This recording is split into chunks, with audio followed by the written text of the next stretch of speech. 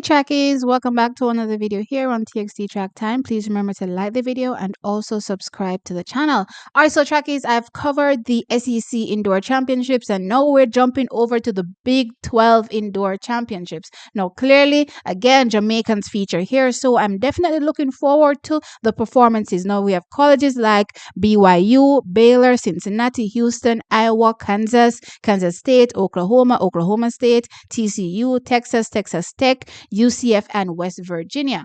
Now, based on these universities, there are a few Jamaicans that I said that will line up here that I'm particularly interested in the performances. And so far this season have really showed their hand to say, okay, I am coming for potentially a win at the conference finals, and of course, two, the indoor championships, the NCAA indoor championships. Now, there's one athlete track is that, the big question in my mind right now as it relates to her is, can she walk away with a double at the Big 12 championships? And the athlete I'm talking about is Kevona Davis. Yes. No. So Kevona Davis, she represents Texas, and, she's currently, I believe, Texas's it girl since, most of the other athletes have gone pro. So right now my thought process is, all right, can Kevona do a fantastic double at the Big 12 championships? Now, the double would be in the 60 meters and the 200 meters.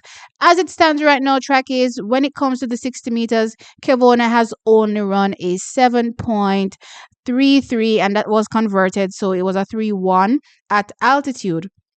No, trackies, this time may not seem impressive, but I want to highlight that one, Kevona Davis has not been running, and this race, I believe, was done in a heat. So it wasn't even a final.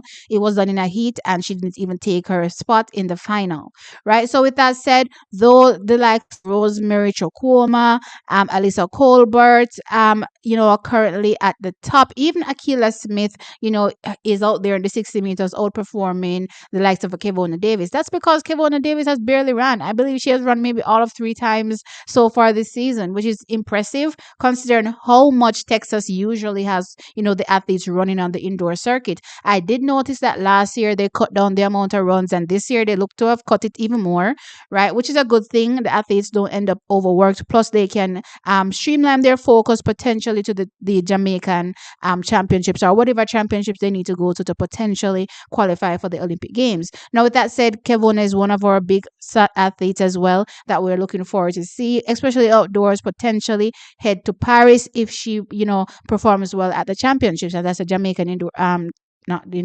Jamaican National Championships. But with that said, her 60 meters, not so impressive so far. But again, she has barely run. So in my opinion, track is, and I'm hoping that the coach did what he said he was going to do from last year, which was, work on her start. He claimed, he's working from back way to front. I don't know what that means. But anyway, so let's see if, finally we're able to see Kevona really pop in that early first 30, first 20 in that 60 meters. And, post a solid time in the 60 meters, and from there, track is, if she can, then she can potentially walk away with a win. However, again, Rosemary Chokome especially is a tough challenger this season with a 7.12. She leads it, even though this is at altitude as well.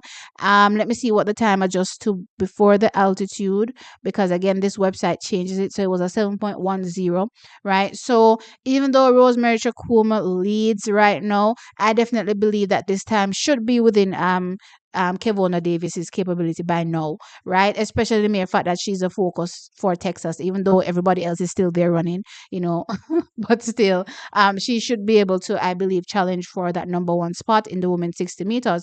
Now, as it relates to the women's 200 meters, she definitely leads the pack there.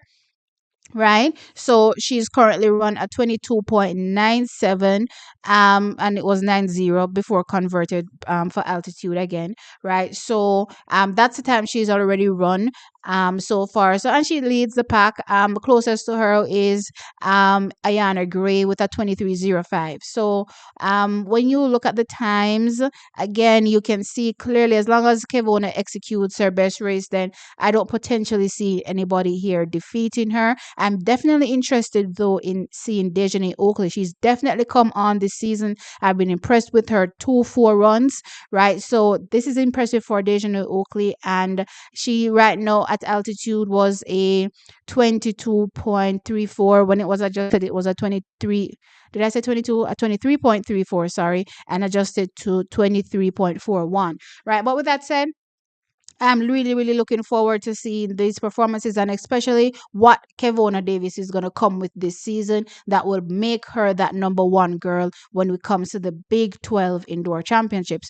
Now, moving on from, the women's 60 and the women's 2, just going to look at that men's 200 meters. In here, we have Demar Francis. He currently ranks 5th overall in the 200 meters. The time he has run so far was 20.67. Of course, adjusted was 20.74, but still he's within that top 5, which means that again he can challenge the person ahead, or the person leading is Terrence Jones with a 20.57. Definitely looking to see if Demar Francis can crack down into the lower 20s this season indoors potentially, and if that happens, then it's all the better when he gets outdoors, as far as I'm concerned, because we can be looking forward to seeing some sub 20 performances from him. But let's see what happens when we get there. But look out for Demar Francis in the men's 200 meters. All right, now, Jackie, I'm going to jump straight over to the men's 4. Right here, we have Shemar Uta doing really, really well so far. Runs for Texas Tech. He is, I believe, the only Jamaican that has run sub 46 this season. His time so far is 45.97 seconds, right? So really, really good, which means that when we consider, the NCAA Indoor Championships, he will definitely figure there as well, not only for the 12 performances. So I'm keeping my eye on him for sure. Leading the pack though is Nathaniel Ezekiel. He has run 45.54, and Brian Heron, he has run 45.54 as well. However, adjusted for altitude, it's 45.65. And I know you keep hearing me saying the adjusted times because the website I'm looking at has adjusted the times, so I have to keep checking to see what the original time was. Right, Demar is also an athlete here that has run well in the 400 meters. He has gone 46.19. So let us see exactly what will happen in the men's 400 meters. But again, look out for Shamar Uta, and of course, look out for Demar Francis.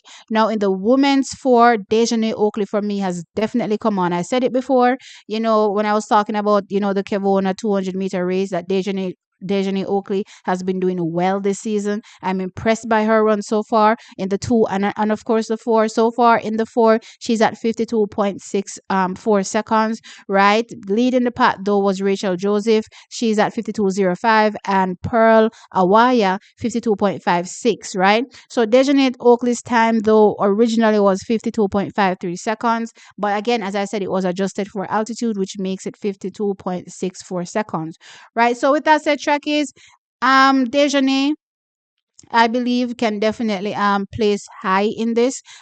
She has been running really, really, really well. I've been watching her in these runs for Texas, and I'm like, Dejanay looks like she's going to be the surprise athlete this season in the 400 meters. So look out for her.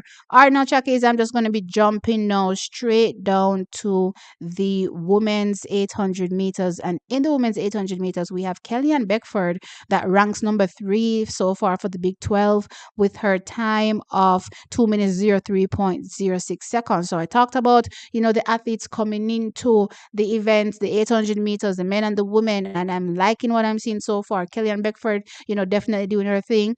2 minutes 03.06 seconds. In front, though, is Megan Hunter, 2 minutes 02.17 seconds, and Gabija, I hope I said that right. She's in second with 2 minutes 02.24 seconds. So look out for Shelly-Ann Beckford. She can do things here in the women's 800 meters. Now, Chuck, is going on over now to, it's interesting that I don't really see any standout performances for Jamaica in the Big 12 in the hurdles this season, right? So Demar Prince is here for the men's 60-meter hurdles, right? He currently, ties third based on times, right, with his 7.71, which was originally 7.69. Above him is Caleb Dean. 7.57, and then there's Antoine Andrews 7.64 seconds as well. So the Mario Prince can definitely figure in this field when you look at the performances from first through to third slash even 10th.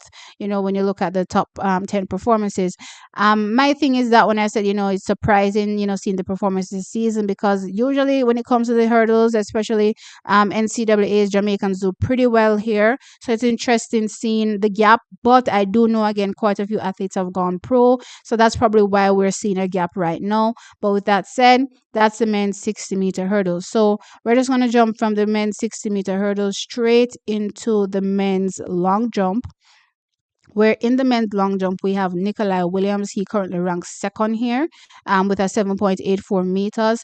Ahead of him is Leo Noggenberg, and he's from Texas. I don't believe he'll be doing this event individually. In my opinion, he's a decathlete, so he'll be focused on the decathlon version indoors, right? So with that said, Nikolai Williams could potentially walk away with a big win here in the men's long jump. So look out for Nikolai here in the men's long jump as well. And of course, the number one performer so far for the women indoors is Ackelia Smith with her 6.85 meters. Was the world leader when she jumped this performance. Now it has been overtaken by leaps by Tara Davis Woodhull. But with that said, still a fantastic performance from Ackelia Smith, and she should definitely steamroll the competition here as well. And she doubles as well in the triple, though she has not yet performed at the triple jump so far this season. So it'll be interesting to see if she will be taking up her spot there in the triple jump. If not, then look out for her in the long jump. But with that said, trackies, that is it for what to look out for the Big 12 championship. So let me know your thoughts in the comment section as usual. Like the video, of course, and subscribe. I'll catch you in the next one. Bye.